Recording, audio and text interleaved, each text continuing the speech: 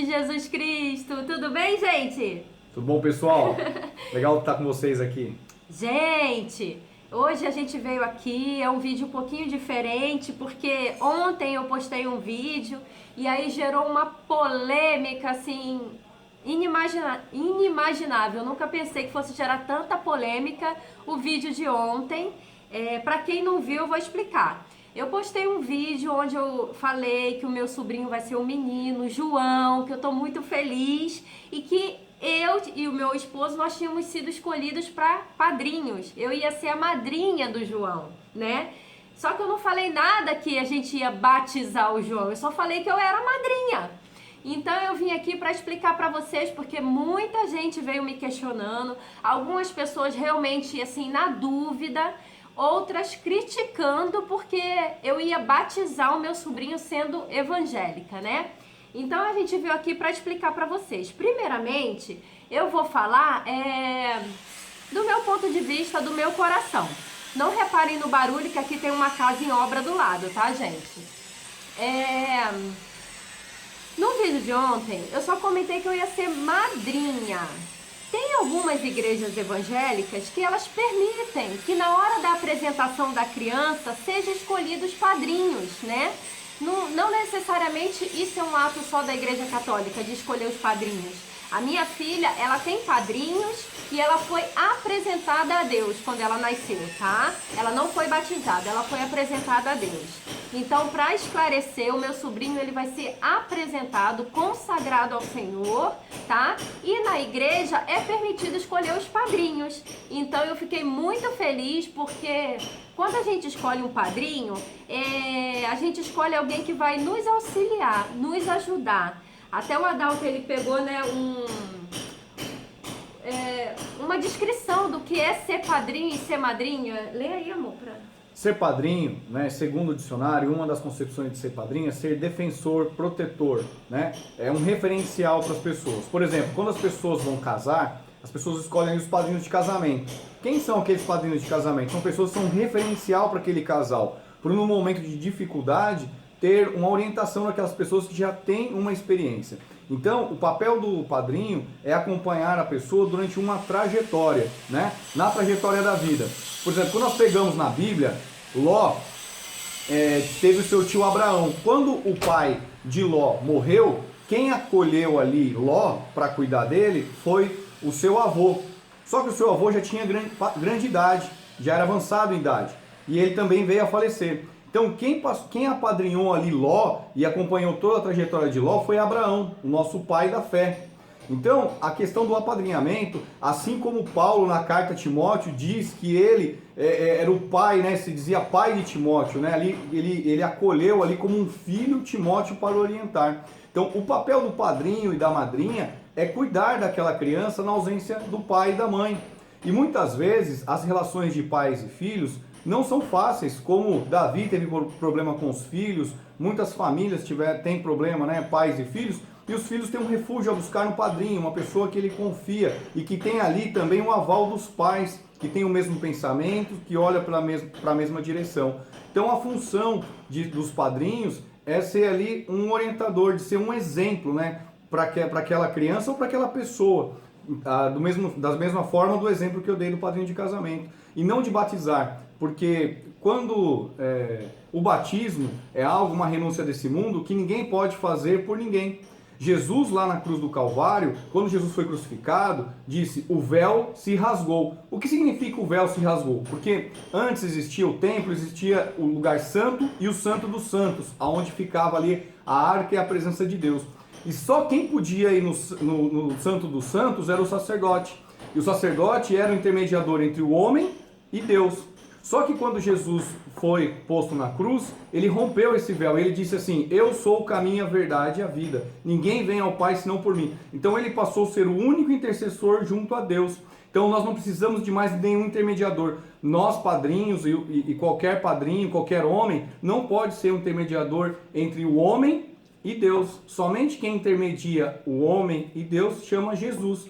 Então os padrinhos não podem batizar os seus filhos por esse motivo. Só quem pode se batizar é a si próprio, né? Então não tem esse papel de ser padrinhos, não estar ligado a batismo, e sim de ser um exemplo, de ser um protetor, um defensor, de ser um referencial para aquela criança. E ajudar, né? Na ausência dos pais, os pais até ficam tranquilos, porque tem os padrinhos.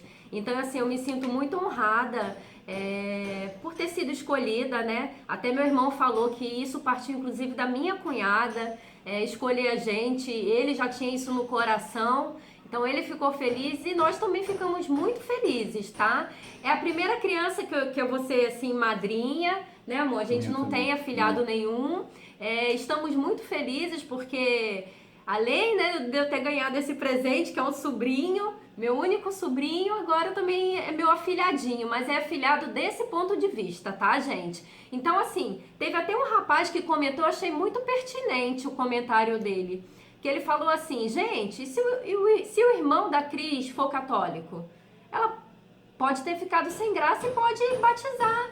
E aí já teve outros comentários também de uma seguidora também que é evangélica e que no outro sábado vai batizar o sobrinho dela também, porque o irmão dela não é evangélico. Então, assim, eu não vejo problema nenhum. Se meu irmão fosse católico, que não é o caso, eles são evangélicos também. Mas se eles fossem católicos e tivessem convidado a gente, eu ia batizar, eu não ia negar esse pedido do meu irmão e da minha cunhada, só que eu ia fazer um pedido também, eu ia falar assim: tá bom, eu vou batizar o meu sobrinho, mas depois você deixa a gente consagrar ele a Deus? E aí eu ia convidar o meu irmão e minha cunhada para levar eles também a consagrar o Senhor Jesus Cristo. A gente não pode ser muito engessado, sabe? O mundo ele tá muito complicado. Os evangélicos tá um atacando o outro, né, amor? É impressionante. A gente, assim, um atacando o outro, um jogando pedra no outro, e diz a palavra de Deus, né, que a gente tem que tirar a trava dos nossos olhos antes de falar do irmão. Então, assim, eu vejo muita gente que tá falando de Deus, tá às vezes jejuando, tá ali na igreja louvando, sai dali, já tá falando mal do irmão, já tá fazendo fofoca, já tá tendo, assim, uma atitude que não corresponde a uma pessoa cristã. A gente tem que ser cristão. Cristão é se parecer com Cristo, é buscar em Cristo a referência de vida, tá bom, gente? Então a gente veio aqui explicar isso. Tem mais alguma coisa? Então, aproveitando o que a Cris está dizendo dos evangélicos, né, o importante é ser cristão, né? Cristão significa parecido com Cristo. E Paulo disse que não adianta você fazer nada sem ter amor. Não adianta, você pode até queimar o seu corpo em favor de uma obra, mas se não haver amor, de nada valerá. Então, muitas vezes nós ficamos preocupados em julgar o que é certo e errado nas vidas das pessoas e não olhamos para a nossa própria vida. Cristo nos ensinou a olhar para a nossa própria vida. Lá em Mateus 7, ele nos ensina a não julgar, porque nem Jesus nesse momento, até a volta de Jesus aqui para nos levar, ele é intercessor, ele não nos julga, ele nos ama. Então, eu queria que vocês refletissem sobre isso, no amor. Porque é o amor que vai unir as pessoas, é o amor que vai salvar as pessoas, é o amor que nos aproxima de Deus. O nosso Deus, ele é amor. Muitas vezes, Jesus justamente, ele veio porque os judeus estavam presos às leis, né? Então, por exemplo, no sábado, existia na lei de Moisés que não se podia trabalhar. Então, se a mulher dele, a mãe dele, o filho dele estivesse doente, ali morreria, porque ele não levaria para buscar uma ajuda, porque no sábado não podia trabalhar. E Deus não é isso. Então, por isso que a maioria dos milagres que Jesus fez, os grandes milagres que Jesus fez, foi ao sábado, porque ele disse: vocês estão presos à lei, meu Pai é amor, meu Pai trabalha todo dia. Então, nós precisamos estar olhando para Cristo, né? E não ficar procurando aonde as coisas para afastar da presença de Deus, né? De ficar apontando a vida das pessoas. Então, vamos amar mais, vamos estar mais próximo das pessoas, poder compreender mais as pessoas, né? E parar de julgar, porque diz na palavra de Deus: da mesma forma que julgar o reino de Deus, será julgado. Da forma que você julga as pessoas, você será julgado. Então tomem cuidado para que não se afaste da presença de Deus com os julgamentos, porque isso não agrada a Deus. É isso aí, gente. E até eu lembrei de um outro comentário, que, se eu não me engano, foi a seguidora Cristina, que ela falou que crente também não pode, que evangélico também não pode tatuar a sobrancelha. Falando do meu trabalho, né? Então, assim, eu quero deixar claro que, em primeiro lugar, a micropigmentação não é tatuagem, tá? Ela sai. Então, Cristina, assim, acho que você deveria se informar melhor do que é a micropigmentação. Em segundo lugar, esse foi um trabalho que Deus colocou em minhas mãos, eu não fui procurar. Foi Deus que falou que eu ia fazer esse trabalho. Eu sou formada em publicidade e propaganda, eu sou pós-graduada em relações públicas, tá bom? Só que Deus quis me colocar nesse trabalho. Eu nunca procurei, né? Ele tá de prova. Deus falou isso pra mim e foi depois disso que ele foi abrindo as portas.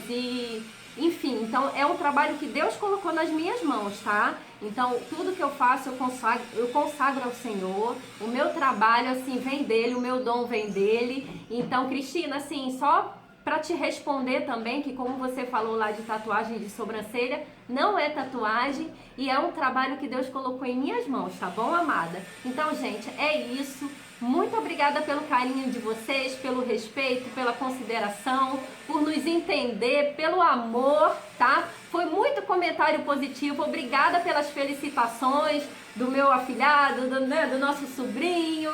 Muito obrigada, gente, obrigada de coração. Então, se você gostou desse vídeo, não esqueça de dar o like, tá bom? O joinha, compartilhar em suas redes sociais. Se você não é inscrito, se inscreve aqui, é só clicar no botãozinho inscrever-se, tá? Porque isso aqui é um canal que vem muita coisa boa, né? É isso aí. Tem receita, tem a palavra de Deus, tem passeio, tem de tudo um pouco, gente, ó. Muito obrigada, um beijo no coração de vocês e até o próximo vídeo. E 1, e 2, ele vai ficar, quer ver? E 1, e 2, e 3...